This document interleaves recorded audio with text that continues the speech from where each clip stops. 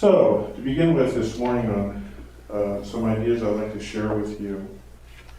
The title today is Talisman of Consciousness. And speaking of Carolyn McEwen, I used to listen to her speak a lot. And she was the active spiritual director of the center. And very often she would start her talks with a dictionary definition of something. And so this is for you, Carolyn. So the word talisman, the definition of it is something that is thought to have power of protection or good fortune. Something that is thought to have the power of protection or good fortune.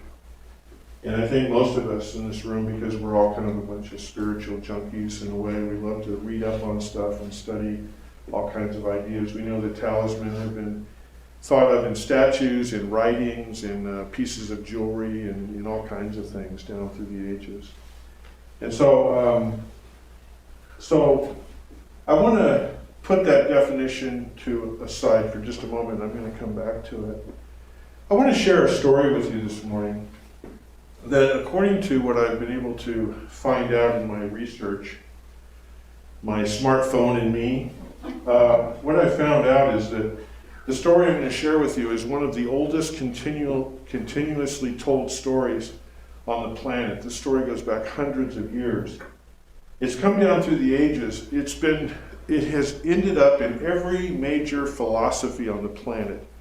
It has been talked about in the West and in the East as a great piece of mythology or allegory or its deep meanings.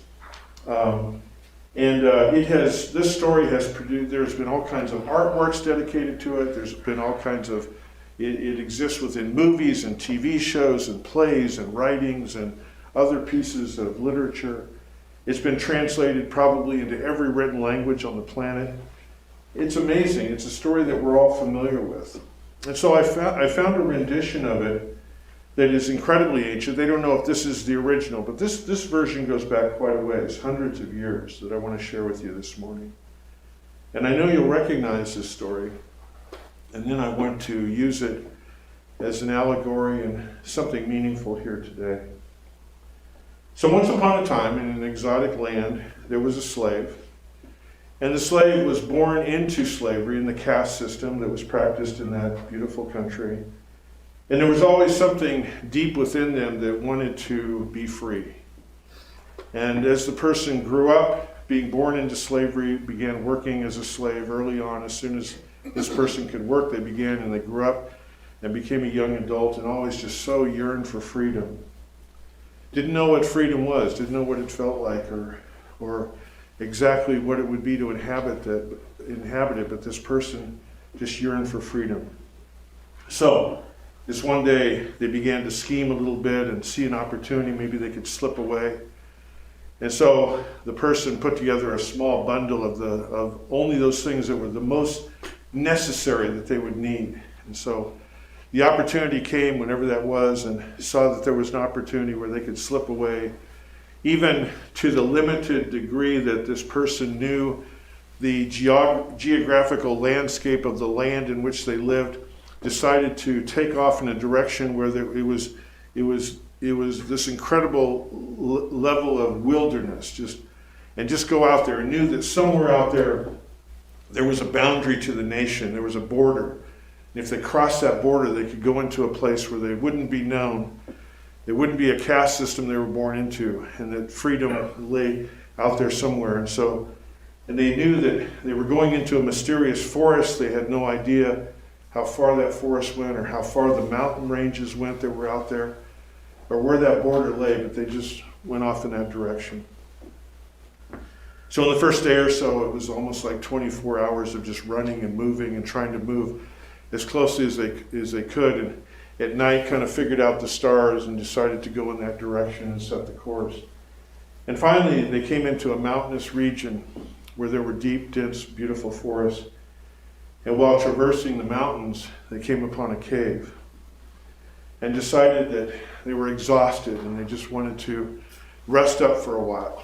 And so went into the cave, sat there for a moment, was beginning to relax and feel that they had actually made some progress, began to feel a little bit optimistic. But then, out of the back shadows of the cave, the large head of a lion that would be probably almost bigger than the slave in terms of size and weight, the head began to come out of the shadows. And those yellow-brown eyes, those amber eyes, glared at the slave and locked its gaze. The slave was so frightened they couldn't move, but eventually began to tremble, but tried to hide the tremble as much as they could, but it was there. And they sat there for a moment, and the slave was completely overtaken by fright and stared at the lion. And in a moment they just sat there, and they began to absorb each other's energy, because obviously they couldn't communicate in a vocal way, but there was a feeling that came over both of them because they both just began to settle into where they were. Sat there for a very long time. The impulse to maybe try and find a rock and to hit the lion with it, or to try and get out the cave as fast as they could, came over him, but he realized that he probably wouldn't work, that he couldn't overpower this animal. For the lion's part, it was like this was an intruder, and the lion had an instinct to protect its place, and if it was hungry, to devour what had come into the cave. But in the moment of silence between the two, where the energies between them was absorbed by each of them, the slave lowered his gaze to a paw that was also in the light that was out, and he noticed a huge thorn in the paw of the lion, and noticed that the paw with its claws was deeply swollen, discolored, and he was transfixed by this paw. And when he finally looked up at the lion was now gazing at its paw, the way that the slave had been. And so the slave allowed itself to come into the consciousness of the lion and realize how painful this must be. And for the lion, how life-threatening it is, because the lion would not be able to hunt or move or leave with this thorn in its paw. It was rendered useless. And so he took a big, deep swallow, and he moved towards the lion and moved towards the paw. He began to tremble once again, but the lion was allowing it to come closer. And finally he knelt down and began to reach for the paw, and the lion began to pull back, again exhibiting its consciousness of pain, tremendous pain. And so finally the slave reached and touched the paw and the thorn, and very gently, because he couldn't even imagine how painful this was to the lion, began to pull out the thorn. And even though it was probably incredibly painful to actually move the thorn out of it, the lion understood what the slave was doing and did not react in a negative way or become aggressive. And so he pulled until he finally got the thorn, which had gone all the way through the paw, out. And all kinds of fluids came out and blood came out. And in his bundle of necessities, he pulled out something that was made of cloth, and he began to try and wipe away the poisons in his body and the blood that was pouring out, and then dress the wound as best he could. Bless you. He said that to the lion too. And so then, when he was done, he sat back, relieved that he was still alive, and somewhat shaken by what had just transpired, what he had put himself into, how frightening that was. And a sense of relief sort of began to kind of wash over him, although he really didn't want it to wash over. He didn't trust it, but they sat there. And the lion gazed at him again, but there was something different in the gaze. The amber eyes had dialed themselves down in brightness a bit. The lion slowly began to lick its paw. And he looked back up, and they sat together. And so the slave, after having run for the last couple days, been through what he just went through, surrendered himself to, well, if something's going to happen to me, it's going to happen to me, but I'm exhausted. And he just kind of curled up and put his bundle over his head and went to sleep. He doesn't know how long he was asleep, but when he awoke and there was more light in the cave, he looked over and the lion was sleeping as well. Trusting each other to sleep in the midst of the other. Two beings who would have considered each other enemies hours before, and now trusting enough to sleep together.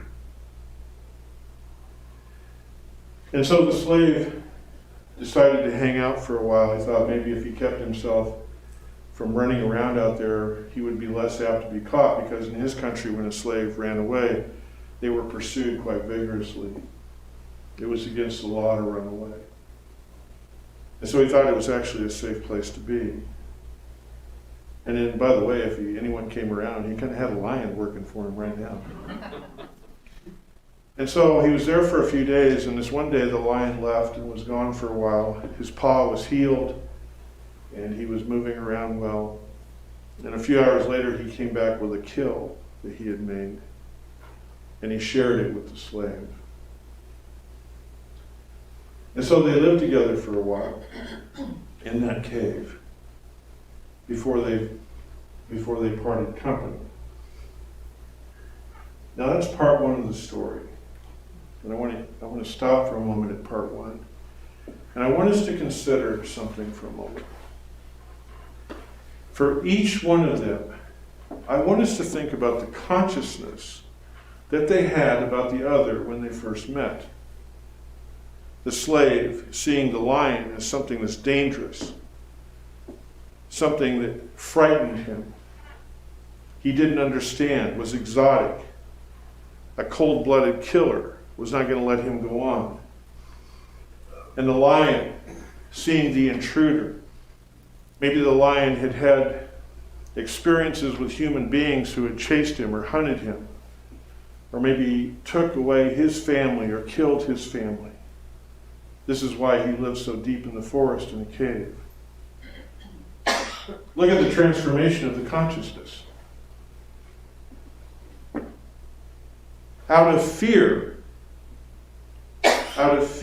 to start with, the slave decided to help the lion. Out of pain, to start with, the lion allowed the human being to help him. That shift in consciousness. And then there was another shift in consciousness. To begin to open up and care about each other. It probably started off with, oh, I guess this individual isn't going to hurt me. In fact, this individual is going to help me. He's going to take the thorn from my paw, or he's going to let me sleep. Again, another shift in consciousness. And so we see the transformation of consciousness within this story that allows them to come together. But there's a second part of it that takes it to another level. So after a week or so, maybe a couple weeks went by, the slave decided that he needed to get going to get to that border so he could finally find freedom.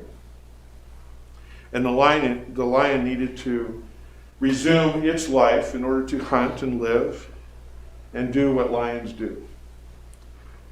And so one morning, they both made their way to the mouth of the cave.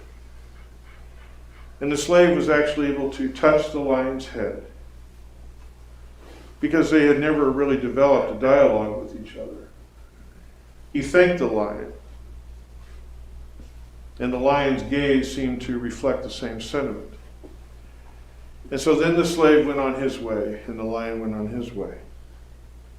So the slave ran for another day or two, and then eventually those who were tracking him down found him and captured him and took him into custody.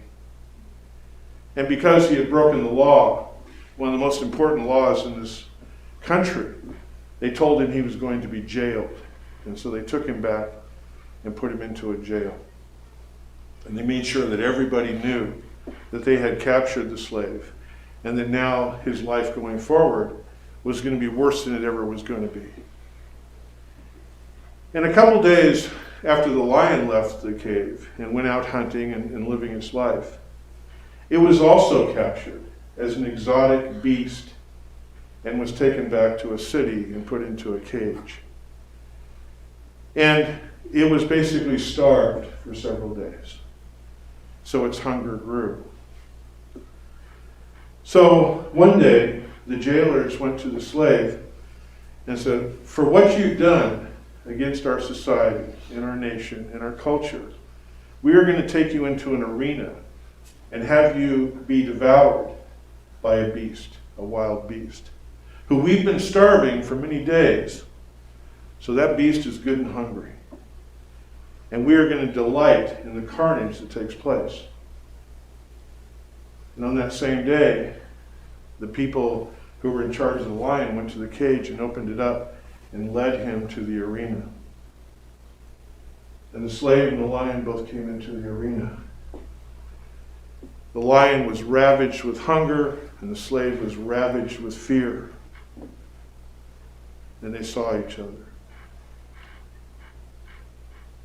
And they froze. And the gaze of the lion began to soften, and the trembling of the slave began to lessen. And they slowly began to walk towards each other.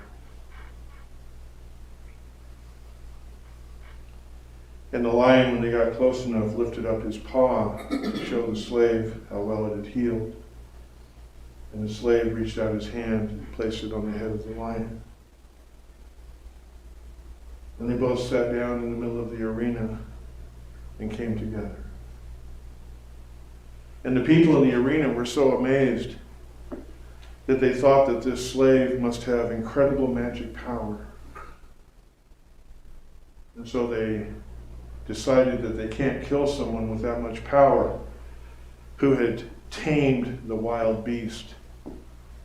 So the slave lost his moniker of slavery, and the horrible beast became renamed the lion.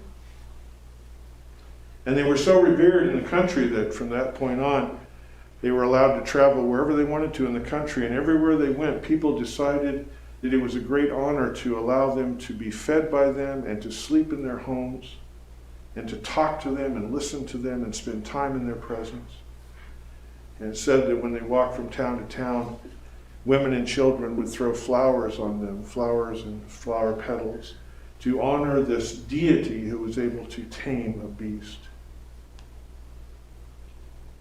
No one knowing the story. That they were two individuals who came together around shifted consciousness, the shifted consciousness of healing.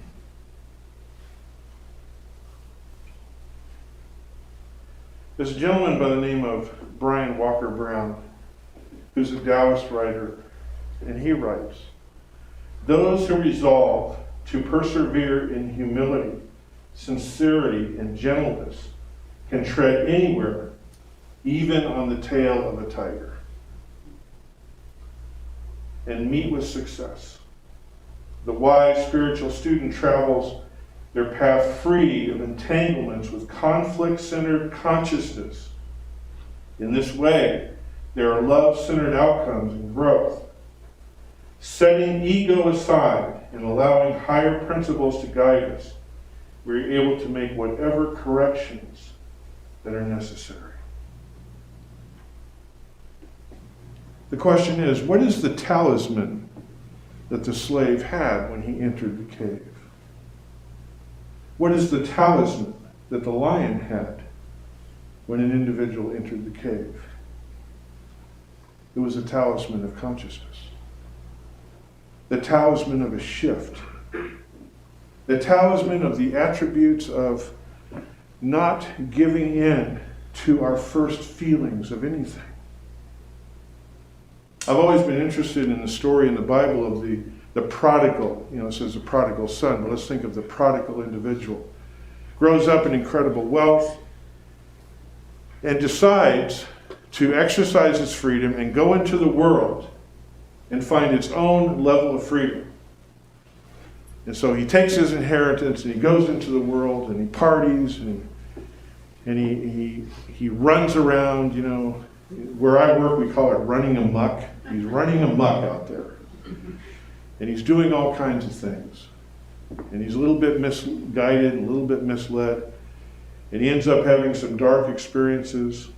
He ends up losing all his money. The Bible says he's actually eating out of the troughs with the animals of the farms he comes across. He has to work for his keep. And he runs across people who want to take everything away from him. So his consciousness brings him back to his father, who he had left on such bad terms. They had both been aggressive with each other. They had both, shown up in a negative way towards each other. How can you do this? And how can you do this? How can you move away from the family? And how can you be so aggressive and suppressive of me? And it comes back, and this is one of Ernest Holmes' favorite Bible stories, because when he comes back, it says his father was so glad to see him, he said he laid upon him and kissed his son. He was so glad to see him. But there's an important part of the story that what the father does is he lays upon the finger of his hand a ring. He gives him his ring. And Charles Fillmore, in his work of interpreting metaphysically biblical and ancient passages, he said the ring represents the birthright. The birthright. In the story of the lion and the thorn and the slave, the birthright is freedom. What is our birthright? What is the birthright that we have that will cut through every single challenge that's there, if we can remember it? If we allow ourselves to move into a shifted consciousness. Ernest Holmes, in his work, he has, if you look up consciousness, he has a very long definition. I'm going to share one small part of it with you. Holmes says, consciousness is a state of conscious awareness equipped with will, decision, and discrimination. Discrimination. Discrimination puts us in choice. Therefore, it contains self-choice. So, what is the talisman of consciousness? Living in conscious choice. Living in conscious choice. No matter how things look, no matter how dark they are, and let's be real for a moment in very general terms, we're living in really interesting times. Globally, locally, regionally, nationally, however you want to cut it. What is our talisman to get us through this? It's to live in conscious choice. We can be consumed with fear. We can be consumed with pain. To see the story of the lion and the slave, they don't suppress that. Oh no, I can't be afraid. I can't be in pain. They use the pain and the fear as a catalyst to move into an openness. An openness. They open to each other. They embrace the consciousness of openness. The consciousness of choice. I know that as a counselor in the different years I've inhabited that title in different ways, and I know this in my own life as well, to, what a breath of fresh air it is. When you have someone in front of you who is entangled, who is ensnared, who is imprisoned in something, and you say, let's live in choice. That's the most liberating thing you can imagine. Let's embrace your birthright. This morning in the meditation, there was a phrase that she used, and I wrote it down. I broke my meditation. I pulled out a pen and I wrote this down. Conscious unity. Oh my God. Conscious unity. The slave and the lion. That's powerful. To inhabit the same space of consciousness within that cave. So I want to end this morning by circling back to George Harrison's prayer. And I want to formulate this into an idea of consciousness.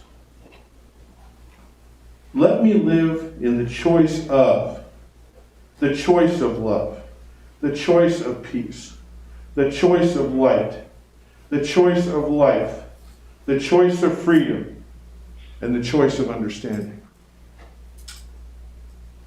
That's what George Harrison was looking for. This man who we know, historically knowing him, was so challenged in his own life, he wrote this prayer. Let me live in choice. Let me live in conscious unity with another, with law, with spirit, with a higher ideal, with a higher philosophy. Wow, that's amazing. I know that this last week has been the anniversary of 9/11, and so for us as Americans, and I think the world, that has been an interesting 20 years. And in watching some of the things I've watched, I've wondered that even 20 years later, what it's calling us into as individuals, to move away from us and them into a place of just the us. In the cave between the slave and the lion, it had to be us. And the other thing about the story in terms of what this opens up as far as a shifted consciousness is, look at the larger healing. We have the healing of the thorn, but what did we have later? The healing of freedom. And how those are connected. The people in the arena saw conscious unity. They thought it was magic. And I guess it is. But it's conscious unity. Thank you very much. I appreciate it. All right.